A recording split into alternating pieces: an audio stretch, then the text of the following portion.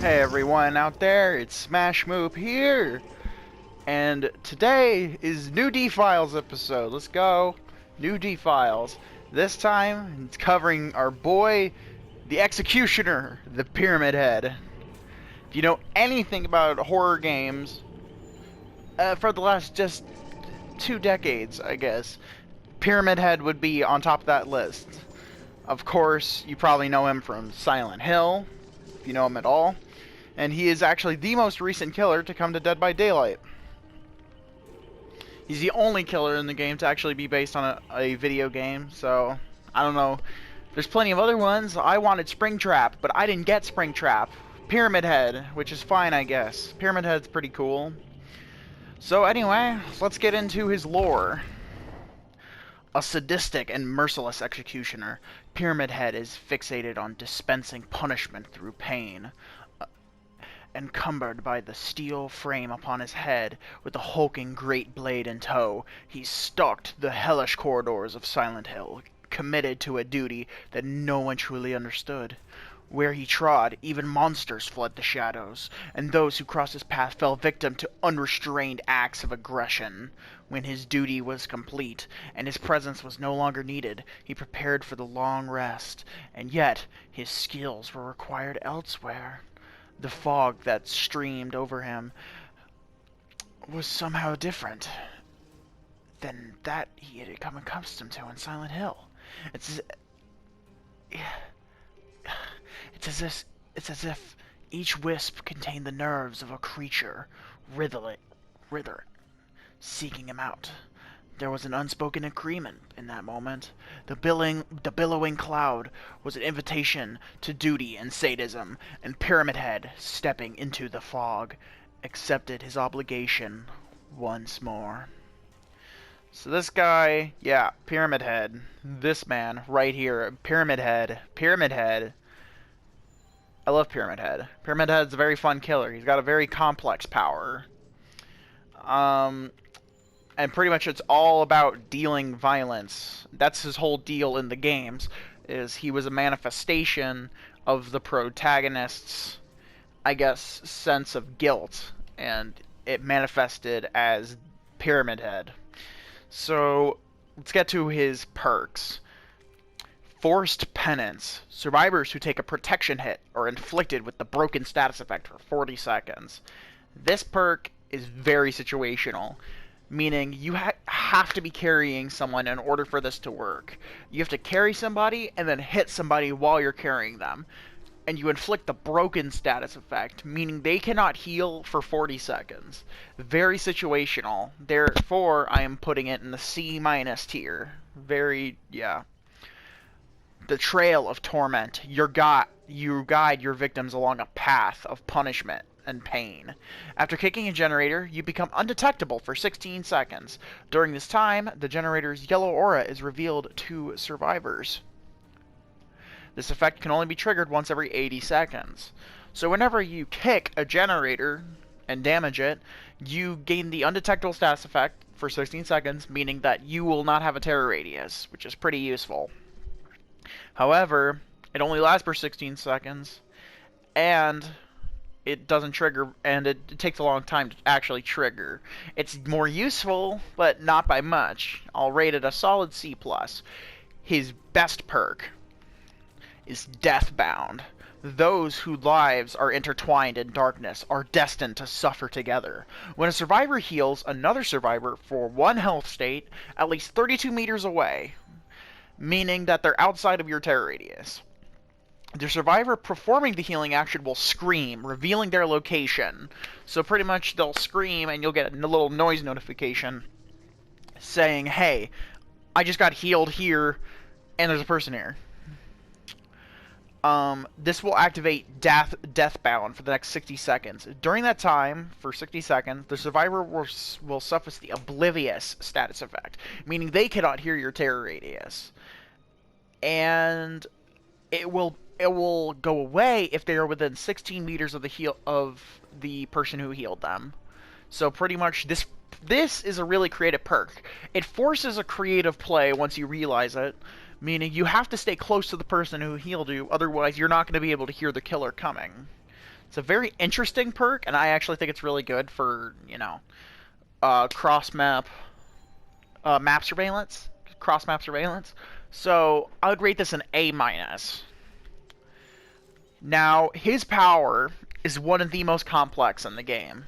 It's called the Rites of Judgment. Open the gates of suffering and be judged. The great knife splits the ground, giving rise to an infernal construct and spreading agony to all who approach it. So, yeah. The Rites of Judgment. Hold the power button to activate, then move in any direction to carve a trail in the ground. Survivors who walk or run on this trail will trigger Killer Instinct and be afflicted with Torment. Survivors afflicted by Torment may be sent to a Cage of Atonement when they are in the dying state. So pretty much what this means is you activate your power button, and you begin using your power. You jab your great knife in the ground and begin dragging it behind you, leaving behind trenches in the ground that are covered in barbed wire. They're pretty noticeable. If you crouch over them, you won't be afflicted at all. If you walk or run over them, however, you will be afflicted by Pyramid Head's his very exclusive debuff called Torment, which itself doesn't do anything. Whenever you down a survivor with Torment, instead of having to pick them up and move them to a hook, which wastes time, you can instantly stab them with your knife and send them across the map in a Cage of Atonement, which is like an artificial hook, and it automatically causes them to lose a hook state. So it's pretty much a really good time saver. But his bread and butter is his secondary power, called Punishment of the Damned. Press the attack button while the Rites of Judgment is active, so while he has his knife in the ground, press the attack button to perform the Punishment of the Damned. This unleashes a wave of force, damaging any survivors in its path. This is very, very powerful. This is the reason why, in my opinion, he's a top 5 killer. He's probably number 5 on the list. And it's simply because of the Punishment of the Damned. Because this allows you, it's really easy. It's just simply a wave of force that shoots out. It's like shoots out like a wave of barbed wire. And it goes through the ground and through objects. Meaning you can hit people through walls if you time it right. That is so insanely powerful. It shuts down all loops in the game. If you're getting looped around a pallet, do the Punishment of the Damned, and then bam, they're just down on the ground. It's insanely powerful, being able to just go through objects. The Cage of Atonement. Press the active ability button while standing over a dying survivor suffering from the torment to summon them to a Cage of Atonement. Survivors in a Cage of Atonement can be sacrificed as long as if they were on a hook. During the second phase of the summoning ritual, they will be forced to complete skill checks to hold off the entity. Normally, so the first time you're sent to a cage, if it's your first time being on a hook, nothing will happen. You don't have to do anything. Normally, if you were on a hook for your second time, you have to rapidly press X, or whatever your button is. You have to rapidly press it in order to keep yourself from dying. This, however, you have to hit skill checks, and if you miss a skill check, you die. After being rescued from a survivor from a Cage of Atonement, it will remove the Torment status effect. Not for the rest of the game. You can still run over a trench and get the Torment status effect. And his final special ability, the Final Judgment. Press the active ability button when standing over a dying survivor suffering from torment who has already reached the struggle phase of the hook or in a cage to execute them. So whenever it's going to be your last time on the hook and you'll be out of the game, instead of having to put you on a hook, instead of having to put them on a hook and watch the animation go through, you can instantly just completely slash their body in half with the great knife, immediately killing them and removing them for the game. Which I think is very disrespectful, and that's what's funny about it. I'd rather be disrespectful than, having to drag him to a hook. So, also this background right here is based on the Silent Hill You know, it's based around him. As you can see, there's the Silent Hill sign. You've seen this in all my videos, but, you know, now you know where it comes from. Getting into his loadout and his perks. Like I said with the Oni from last video, he has really sucky iridescent add-ons. They're not good. Same thing with his purple add-ons. They're just not good. His best add-ons, in my opinion, are the green ones. The green ones are the best ones. You have, personally, my favorite add-on, my singular A tier add-on for him is the Burning Man painting. Considerably increases the reach of Punishment of the Damned. It's very simple. The wave of force goes farther. That's it. It just makes him so much more deadly. And B tier, he has a lot of B tier add-ons. The Wax Doll and the Black Strap. They also increase the range of Punishment of the Damned by a little bit, by less than the Burning Man painting, but it's still good. I would say always run at least one of these to increase it. The other green tier, like the Mannequin Foot, which considerably increases the duration of the Rites of Judgment, the trenches. Pretty much whenever you dig a trench, they'll eventually go away. But if you run this, they'll stay in the environment a lot longer. The Misty Day Remains of Judgment increases the Killer Instinct duration. Whenever a survivor runs on it, you get a little noise notifications showing that they're running on it.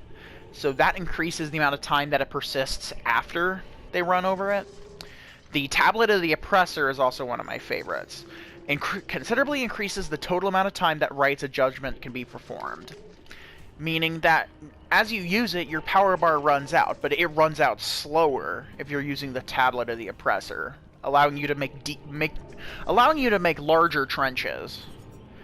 And the Valtiel Sect Photograph, which also increases the recharge rate of the Rites of Judgment.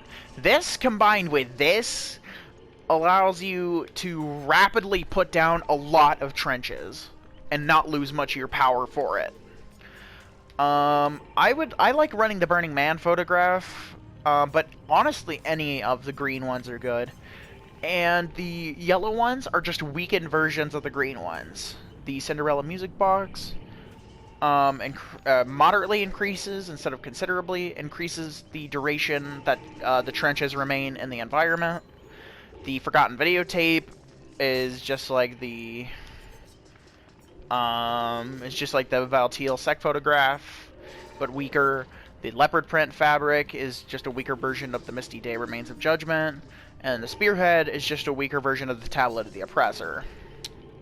So I would say all of these are B tier add-ons right here. All of his all but the Burning Man painting are B tier add-ons. And the Black Strap. His other gray add-ons are C tier, because they're also just weaker versions of the yellow ones. Copper Ring, the Dead Butterfly, and the Lead Ring. They're just weaker versions. That's it. Getting into his purple add-ons. These three considerably increases the duration of the Killer Instinct when triggered by the Rites of Judgment. This is a stronger version of this one. This one. So I'd rate it in B also. The rust-colored egg sucks. It sucks because whenever you run on a judgment trail, you are afflicted with the blindness status effect, meaning you can't see auras, but it's only for 60 seconds. It's hardly, in the long scheme, it's not going to do much. The Lost Memory Book sucks also. Whenever you run on the judgment trail, you're probably not going to be...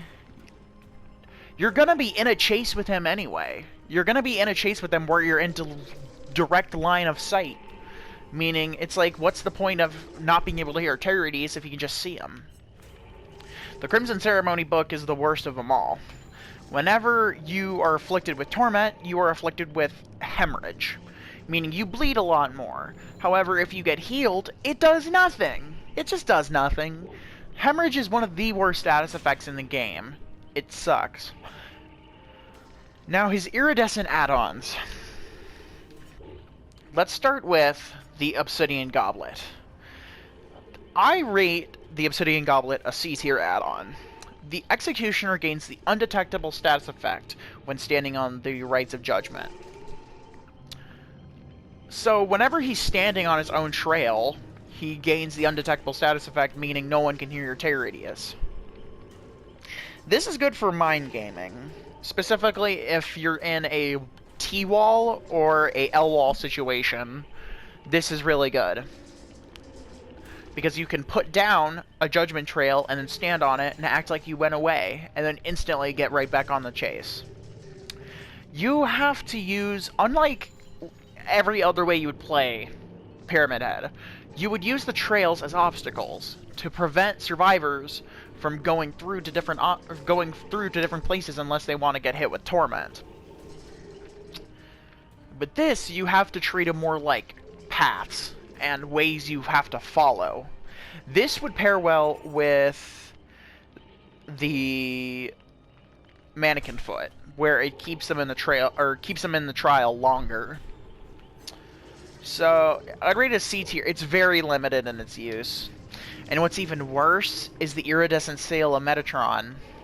The Iridescent Seal of Metatron, when sending a survivor to a Cage of Atonement, the auras of all survivors suffering from Torment are revealed to you for 6 seconds. And that's it. That's it. You will get lucky if you send 2 survivors to a Cage of Torment.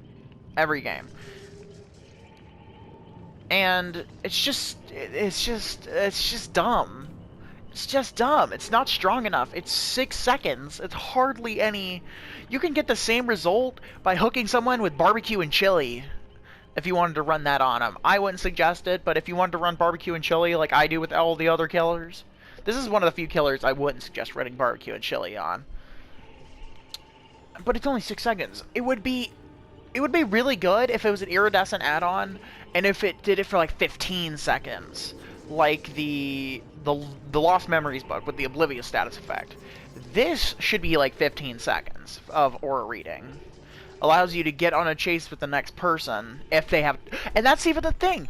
It only shows the auras of people who are afflicted by Torment.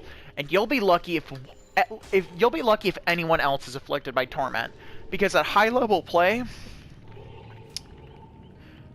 I have seen survivors, instead of taking a hit, they'll rather take a hit than even walk over the trails to avoid being hit, because they are so scared of Torment. They're so scared of it. I guess that's why it's called Torment.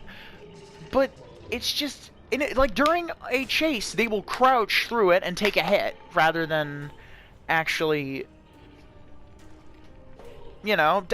actually get Torment. It's not good. It's honestly, in my opinion, his worst add-on. Out of all of his add-ons, it's one of his iridescent is the worst add-on. This is a D tier add-on. It has a little bit of use. It's not completely useless. It's not F tier, but it's still really, really bad. I don't understand. Like, this is the issue. I don't understand where the creators of this game are like getting these ideas from. Like, I could understand this, again, like I said, if it were 15 seconds, or if you send a survivor to a cage of atonement, it shows all survivors' auras for 6 seconds. That would be good. It's like a mini barbecue and chili. That would be good. That's an iridescent quality. Not 6 seconds and suffering from Torment. That's just not good. Alright, I should stop ranting. I'm sorry. It's just his add-ons really peeve me, because it's like... he's a really strong killer, and I'll give him that. He's a top 5 killer. And I've already covered 2 out of the top 5, and that is... this is the second out of the 5. The Oni, I already covered. I would say he's... once I'm done with the D-File series, I'll actually make a video doing a tier list of all the killers. But I will say Oni is 3rd. Oni is the 3rd best killer in the game. This guy is 5th. So, let me get off his add-ons. His an ideal perk setup is this right here. This is I don't have all the perks maxed out, but this is my perfect perk set.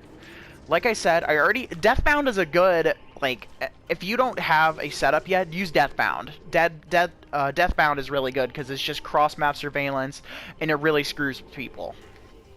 I already covered that. Discordance I like running. Whenever 2 or more people are working on a generator at the same time, the generator is highlighted yellow. Pretty much meaning you instantly know where 2 people are from anywhere across the map. And then 2, save the best for last is also really good on him, staying in the chase really quickly. Whenever you hit a survivor who's not your obsession, you gain a token. And you can and each token you have decreases your missed attack. If you miss an attack, it decreases the cooldown by 5%. And you can have up to 8 tokens, meaning you can have up to 40% miss. That's instant, like, attack and have, like, hardly any drawback, and you can just keep going. But if you do attack your obsession, you lose tokens, so you gotta balance it out. And one perk that a lot of people sleep on for him is I'm All Ears, which is a ghost face perk. I'll get to ghost face in another video.